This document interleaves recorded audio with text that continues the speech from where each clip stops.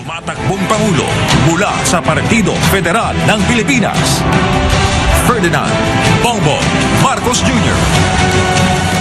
Okay, this is the second time we are going through this, but this time it will be banter. Nothing aggressive nor belligerent. You have the thickest portfolio here. I counted more than 50 pages which were submitted to the network and which were given to us. Madaming I have 1,000 questions, but since I have 3 other colleagues here, maybe I'll ask something which is right in my alley, and I think I have asked this also in my post in the social media. And post-Ukraine, assuming that you have a peace agreement within the next 2 weeks, which is more likely, do you see a new political and economic order, but this time you have other political actors like Moscow, Beijing, and even Tehran? Yes. What's your take on that? There will be a new world order. Because I have, I think, watching Ukraine and seeing the developments, and which are not exactly going the way of that the President Putin would have wanted it to, I suspect there will be domestic implications to whatever the peace agreement is going to be. I hope you're right, ma'am, that it will be done in 2 weeks, because we are the entire world is suffering.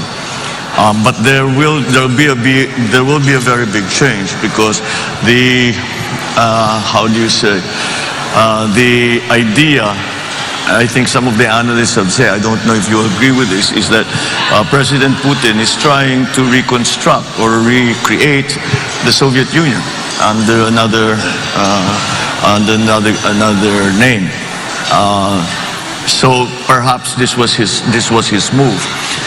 Should he weaken as a political figure in his own country, in Russia, then certainly the policy, that policy of trying to gain territory through whatever means, as he says, because to provide for him a buffer to NATO, whatever the reason might truly be.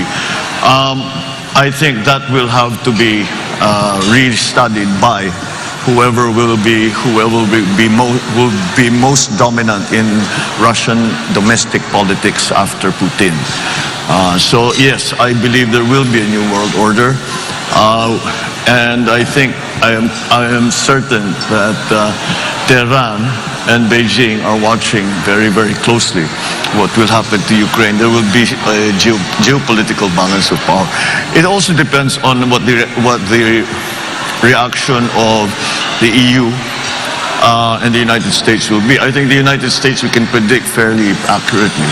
EU is in a more difficult spot simply because they are highly dependent for their energy to Russia, and how they will balance that. I know that the President Biden has just signed with the EU a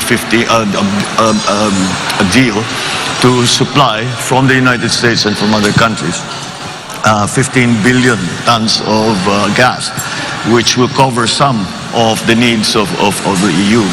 But again, that's not something that can instantly be made, to instantly be applied. There will be a transition period, because it is a very large economic infrastructure that has been developed for Europe to take advantage of the gas supplies out of Russia. These are all terribly large forces, and inevitably it will change things. Yeah, well, it seems like you have a more dire scenario, future scenario in mind. But what I have used really is from a content analytical perspective, using events data analysis, meaning I'm paying attention to the verbs being used by the negotiators. And this is not Pollyannish, by the way, Mr. Marcos. It's just that I feel that Putin will not allow the conflict to spill over. It will encapsulate within the Ukraine, a conflict area. Yeah. And that, yes, I still believe that within the next 2 weeks you have a peace agreement. I sincerely hope so, because misunderstandings, mistakes can occur. With Poland being right there on the border of Ukraine, we already have had reports of missiles that mistakenly flew into Poland. And these are the kind of things that we have to be very careful about. I think maybe that is one thing that they can agree upon, Russia and the West, as we have referred to it often. Mr. Marcos, earlier, I don't know if you were around already when I asked questions about the projected state visit of Vladimir Putin here in the Philippines. Because the Duterte administration has only so many more breaths to take before the end of their regime, of their tenure. When you become president, will he honor that invitation that Duterte had given to him to do a state visit? Not just a visit, a state visit. Well, certainly. Why not? We have diplomatic relations with Moscow. We should continue to honor that agreement that we have with Russia, and we must continue to again cultivate the relationships that are beneficial to the country.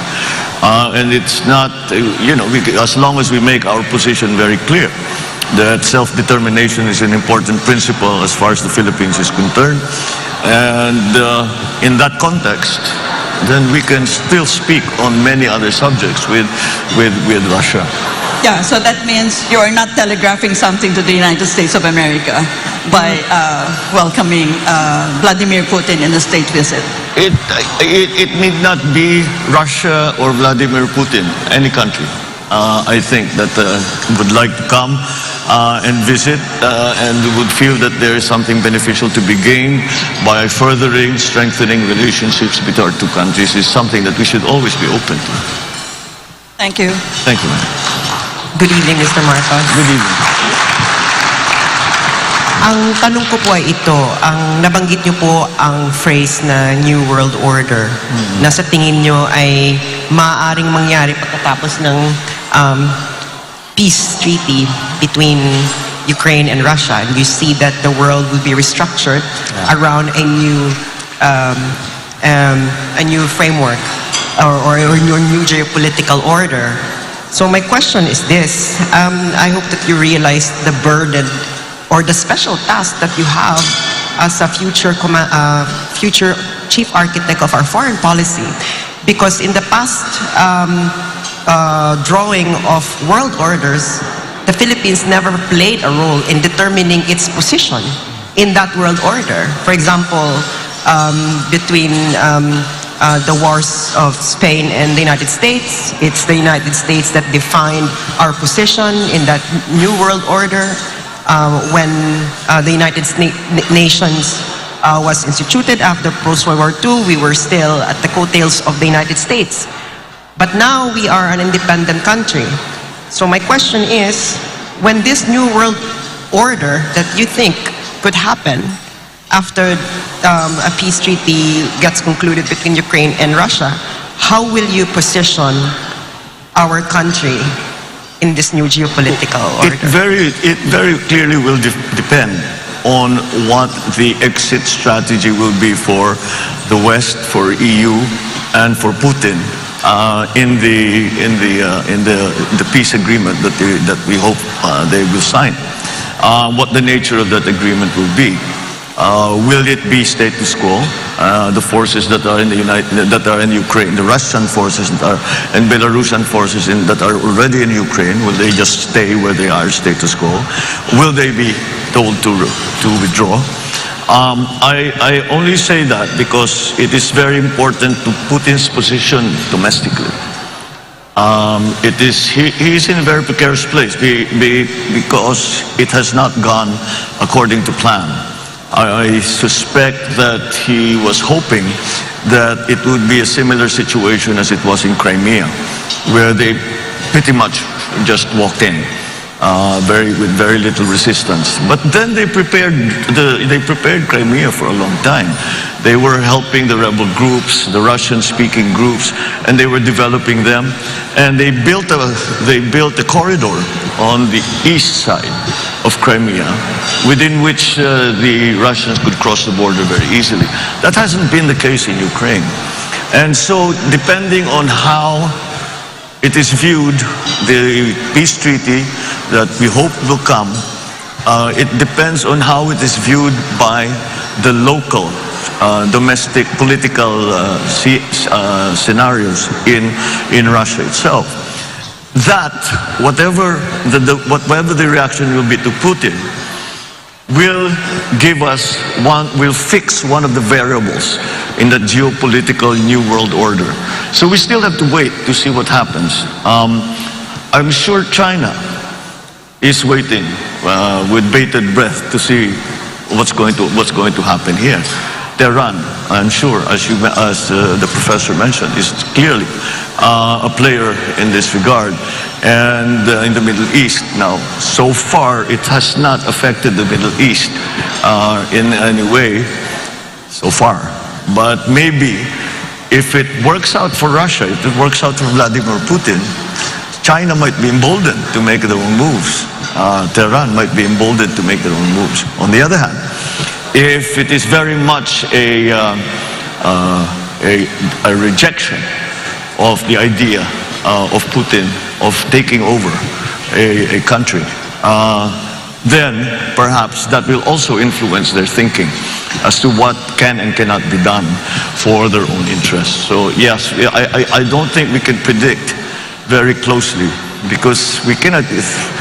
I hope to be as optimistic as the professor, but I don't see it happening in 2 weeks, to be perfectly honest.